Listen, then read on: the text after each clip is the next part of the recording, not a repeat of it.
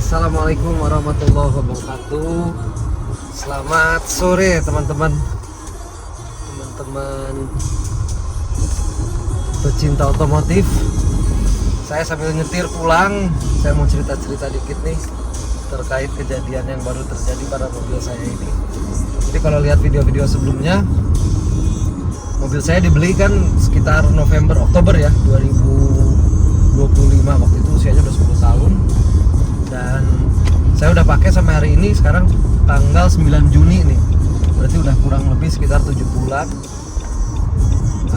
Jadi selama 7 bulan itu alhamdulillah mobilnya tidak pernah ada masalah yang krusial ya, kecuali yang pernah saya ceritakan terkait dengan si piringan rem rada getar, terus saya bubut di Bali dan akhirnya clear, tidak pernah ada masalah. Akhirnya masalahnya pun tiba. Oke, sebentar saya ngelewatin pintu ini dulu, pengawasan bandara. Makasih. Oke, lanjut lagi ya. Jadi akhirnya tiba masalahnya. Masalahnya itu kejadiannya 2 minggu lalu. Waktu itu saya nggak sengaja lagi nemuin, lagi ngelap lampu, lagi bersihin mobil lah ceritanya hari Sabtu sore itu, karena saya mau pakai malam minggu. Saya waktu itu iseng buka kap mesin, karena memang mau sekalian ngelap-ngelap yang ada di mesin lah ya, karena kotor.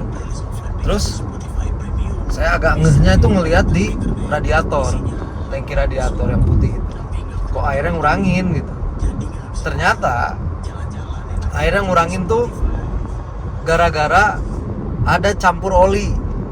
Kenapa saya tahu kenapa saya bisa tahu ada oli nyampur? Saya buka radiatornya, pas lihat tutupnya ternyata ada campuran oli kayak bercak-bercak bercak lemak gitu kali ya, kayak bercak minyak gitu. Jadi kayak minyak goreng dicampur air ya, kurang lebih gitulah. Memang belum terlalu parah sampai coklat, nanti lihat aja fotonya saya lampirin di video ini. Nah terus saya langsung kepikir nih, saya pernah mengalami kejadian ini di mobil saya yang satu lagi yang BMW 46 sekitar 5 tahun lalu. Jadi ditemukan air nyampur juga di radiator. Dan ternyata ya emang bener. Setelah saya pelajari semuanya, baik itu saya baca-baca di forum, baca-baca di Google Gemini, kemudian saya komunikasi sama bengkel, ternyata bener bahwa oil cooler saya bocor. Karena memang belum pernah diganti dari baru, oil coolernya bocor, ya udah harus diganti dan dikuras. Dan akhirnya saya datang ke bengkel langganan saya di Denpasar sini, di Jalan Teguh Umar Barat, daerah situlah ya. Dan mereka cerita bahwa di mobil T32 ini jarang yang terkena oil coolernya. Biasanya langsung jebol transmisinya. Katanya ya, saya nggak tahu. Karena selain mobil BMW saya belum pernah ngalamin.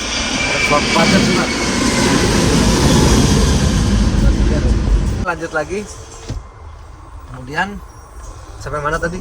Ya, saya nggak pernah mengalami kerusakan ini di mobil Jepang. Baru sekali-kalinya pernah di mobil Jerman, mobil BMW itu. Padahal CR-V di Bandung juga saya punya CR-V Gen 4, itu pakai oil cooler dan nggak pernah masalah. Itu mobil udah lebih tua dari X-Trail ini. Oke, terus akhirnya ya udah saya bilang sama bengkel, Mas, silahkan pesen aja Mas, karena memang spare partnya dia nggak sedia. Akhirnya mesen, kita cari-cari ada di Surabaya. Paling dekat dengan Bali ya Surabaya lah, karena di Jakarta terlalu jauh dan harganya nggak beda-beda jauh, lebih murah pun nggak jauh. Ya udah akhirnya kita pesan dari Surabaya.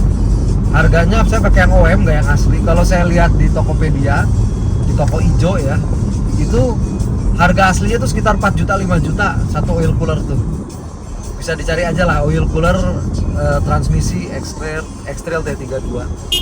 Dan akhirnya dipesannya melalui si bengkel ke penyedia spare part OM lah, mungkin kalau saya bilang KW lah ya, KW di Surabaya. Datanglah ke sini partnya 2 hari kemudian gitu, karena waktu itu tanggal merah ya, hari Seninnya tanggal 1 Juni kan tanggal merah, jadi pemasangan baru tanggal hari Selasa dipasang, ternyata bener hilang.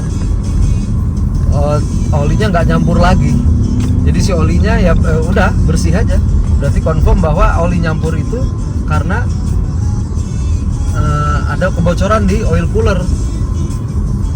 Wah, kaget juga. Akhirnya tiba juga nih masa mobil saya mengalami kerusakan. Alhamdulillahnya saya iseng buka kap mesin. Kalau nggak mungkin saya pakai aman-aman aja karena nggak ada overheat.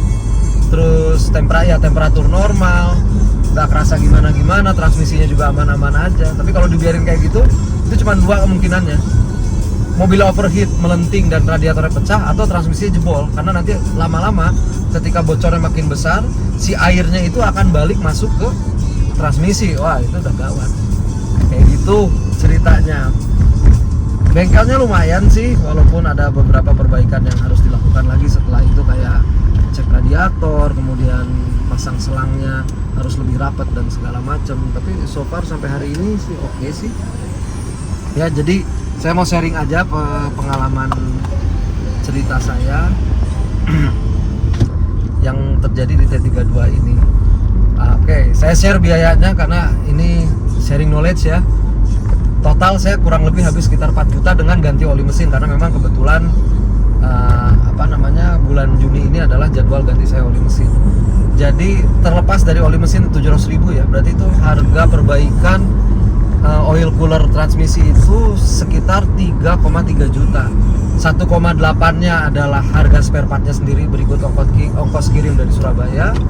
Kemudian 350.000 itu kuras radiator, karena radiator harus dicopot, harus dikuras.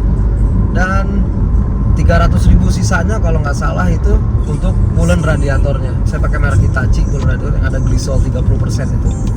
Ya, itu bawaan di bengkelnya lah.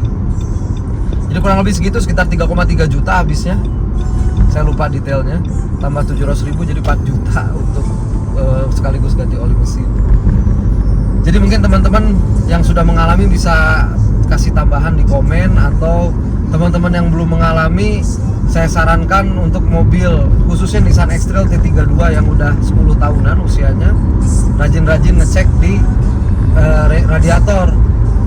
Apakah radiatornya, air radiatornya berkurang, atau di radiatornya, di paru-paru ya, bahasa saya paru-paru radiatornya ada tutupnya buka, ada yang nyampur enggak. Dan ketika ada campur, sedikit pun ada campuran oli, itu udah unacceptable untuk berjalan. Jadi harus segera diperbaiki, jangan nunggu sampai jebol. Karena begitu jebol, kena transmisi biayanya gila-gilaan, bisa sampai puluhan juta ya. Itu pun overhaul dengan barang copotan, bukan asli. Jadi kalau bisa kita jangan sampai rusak lah. Gitu paling ceritanya. Jadi mungkin vlognya nggak banyak. Jadi nanti itu saya sudah lampirkan juga beberapa foto-fotonya tadi di dalam di dalam video-videonya ya. Jadi bentuknya yang mana ada di situ. Ya silahkan aja diamati mobil masing-masing, khususnya Nissan X-Trail. Jadi setahu saya mobil yang ada oil coolernya Nissan X-Trail T32, CR-V Gen 4. Kalau nggak salah BRV ada deh, tapi saya nggak yakin ya. Jadi akan ada resiko ke arah sana gitu. Nah sebenarnya, oh iya satu lagi, sebenarnya bengkel ngasih solusi. Pak katanya, Bapak mendingan oil coolernya di bypass aja katanya. Maksudnya di bypass gimana? Jadi si airnya itu tidak lagi bertemu dengan oli. Karena ada pemahaman di Indonesia ini bahwa itu bukan oil cooler tapi oil warmer. Jadi dia tugasnya menghangatkan oli supaya tidak beku, sedangkan di Indonesia tidak akan mungkin beku. Tapi saya kurang yakin dengan konsep itu, karena saya baca di Nissan Factory Manual bahwa part itu oil cooler itu memang tugasnya dua dia tuh. Tugasnya adalah mendinginkan dan juga menghangatkan. Ketika dingin, terlalu dingin kondisinya ya, si oli dipanaskan menggunakan air radiator. Begitupun sebaliknya, begitu kondisinya panas sekali, si oli transmisi didinginkan oleh air radiator. Jadi ini saran saya aja dari saya, silakan keputusan diambil sendiri ya. Ketika ada tawaran ke sana, memang jauh lebih murah. Saran saya sih jangan, tetap pasang oil coolernya. Kenapa? Karena itu akan menjaga temperatur optimal untuk si oli transmisi bekerja. Di dalam sana panas, diputar-putar terus, apalagi CVT ada gesekan dan segala macam. Sebaiknya memang didinginkan secara optimal. Dan ketika mobilnya dipakai ke gunung, misalnya temperature cuma 3 derajat, ke Bromo atau kemana temperature 3 derajat, 4 derajat, tetap terjaga karena adanya oil warmer dan oil cooler ini. Jadi warmer dan cooler itu depends on kondisinya menurut saya ya, menurut pemahaman saya. Ya gitu aja deh. Semoga teman-teman yang punya mobil Nissan X-Trail T32 khususnya dalam keadaan aman terus. Jadi alhamdulillah semua bisa tertangani. Kalau saya pribadi ditanya apakah T32 mobil bermasalah, saya bilang buat saya pribadi sih biasa aja, bermasalah banget enggak, tapi juga kuat banget seperti Avanza gitu juga enggak ya, karena memang kelas mobilnya beda, komponen yang dipasang juga beda, part-part yang dipasang juga beda. Oke, itu aja. Semoga semuanya baik-baik. Sampai ketemu lagi di vlog-vlog jalan-jalan atau vlog sharing-sharing knowledge mengenai mobil. Kalau ada masukan, mungkin saya salah, ada kesalahan mengenai pemahaman saya terkait oil cooler, mohon dikoreksi, silahkan ditambahkan di komen. Oke, terima kasih telah menyaksikan. Sampai ketemu lagi. Dadah.